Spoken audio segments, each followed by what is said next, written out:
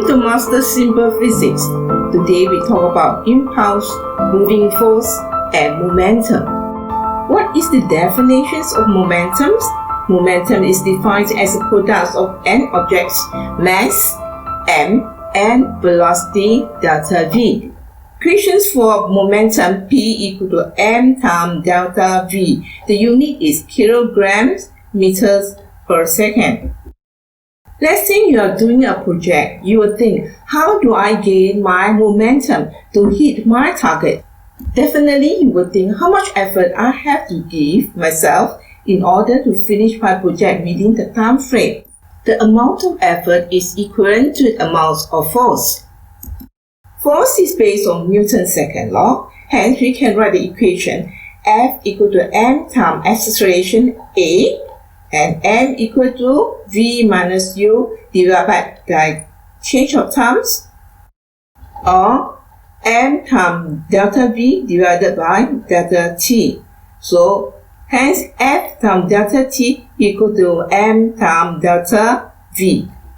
F times delta t we also call impulse. Hence momentum also can be written as delta p equal to F times delta t. The unit is Newton per second. In order to differentiate momentum and impulse, we use the impulse representing by J equal to delta P, also equal to F times delta T. Based on this equation, we also call it as impulse momentum theorems, which is come from the Newton's second law of motion. Interestingly, we also use momentum to describe something has resistance to move. Momentum is used to describe the quantities of objects' resistance to stop its movement, or we call inertia. Here we give two examples on a high momentum with different values of m or v. Example 1. A bullet has high momentums. Bullet had light weight, but once it's triggered and it travels at very high speed. So based on P equal to mv, the bullet has high momentums. It's hard to stop it. Example 2, we talk about a huge elephant has high momentum. It implies that the elephant is very heavy. Example, an elephant when it slips on the smooth ground at a low speed. Do you think that you will be able to stop the elephant? No, because it has high momentums due to high mass. Earlier, we have seen the equations of impulse. Now we look at the definition of impulse. Impulse is the product of average net force acting on an object and its time interval. So J equal to F delta T as mentioned earlier. Or impulse is the integral of the average net force over the time interval during which the force acts on objects. We also can say that the impulse is the area under the force time graph. So the expressions can be J equal to integral of F times dt. So if you look at these diagrams, you will be able to determine the impulse, which is equal to F average times delta t. Please take note that the force of impulse is a kind of moving force. Because the force is dynamic, it is not a straight line. Now, look at this video. A ball hit the baseball. Please observe the changes of force and velocity of the ball while it is flying towards the net within a short interval. When the force is reducing, the velocity will decrease because the force is not constant. How to apply impulse momentum equations on the Ft graph. In the diagram, you will see the force versus time graph and the time interval from t0 to t1 or t1 to t2, etc. We are using delta t to represent. The force at t0 we call F0, at t1 we call F1. Momentum equation is delta P equal to F times delta T. Or we also can say that momentum is equal to impulse equation J. When the force is applied at t0, tau f0, the momentum changes or impulse changes from P1 to P0 will be equal to F0 times delta t. Continuously, we'll identify F1 applied at T1. The momentum changes will be P2 minus P1, so equal to F1 times delta t.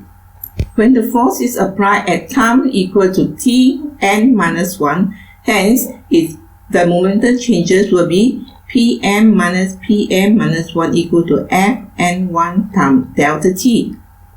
Therefore, we can get the total momentum from T0 to Tn is equal to Pm minus P0 equal to the summaries of the above F0 times Tt delta t plus Mn times delta t. So it's equal to M Vn minus V0 equal to total area under the graph from T0 to Tn.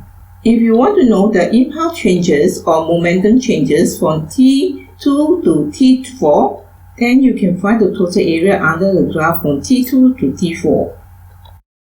Question 1. A player sees 1.3 kg ball running at 22 meters per second towards him. He runs at 30 meters per second to kick this ball with an average force of 1,200 Newton. How long are his foot and the ball in contact?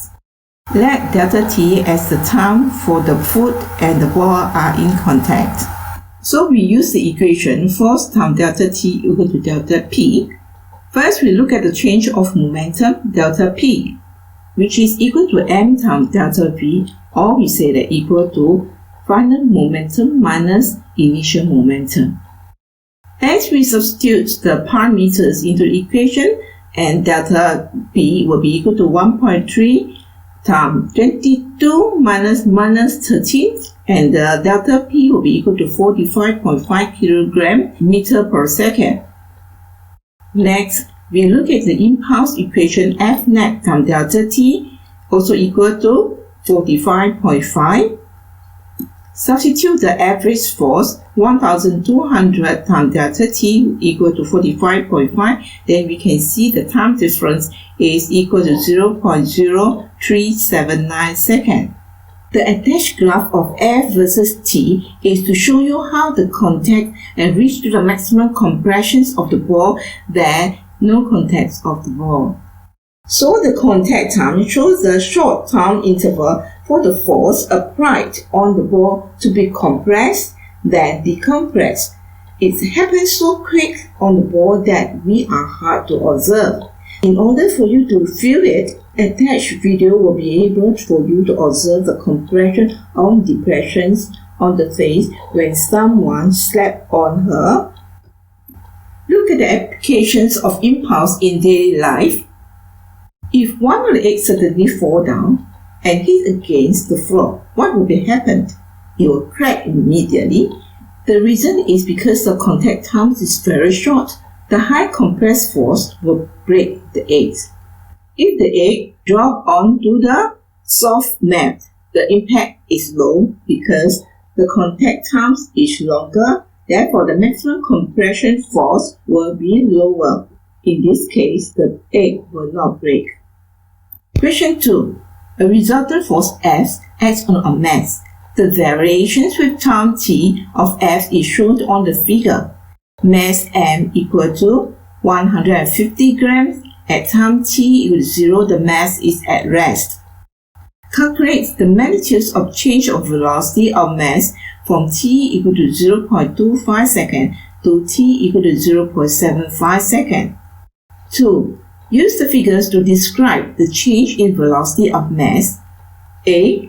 From t equal to 0.25 second to t equal to 0.5 second. B. From t equal to 0.5 second to t equal to 0.75 second. In order to solve this question, first we list down the given parameters. M equal to 150 grams, which is equal to 0.15 kilograms. Question 1 is to find the change of velocity from the time 0.25 seconds to time equal to 0.75 seconds. Therefore, we can use the equation delta P equal to F times delta T equal to M times delta V. Based on the FT graph, the M delta V will be equal to area under the graph from 0.25 seconds to 0.75 seconds. So we put in the figures. 0.15 delta V will be equal to the triangles equal to half of 0.75 minus 0.25 times the height is minus 0.30. Hence, we can calculate the change of velocity equal to minus 0.5 meters per second. The minus sign is indicating in the opposite directions. The next question is to describe the change in velocity of mass A from t equal to 0.25 seconds to t equal to 0.5 seconds. Based on the diagrams, you should be able to see the areas from 0.5 onwards is increasing gradually.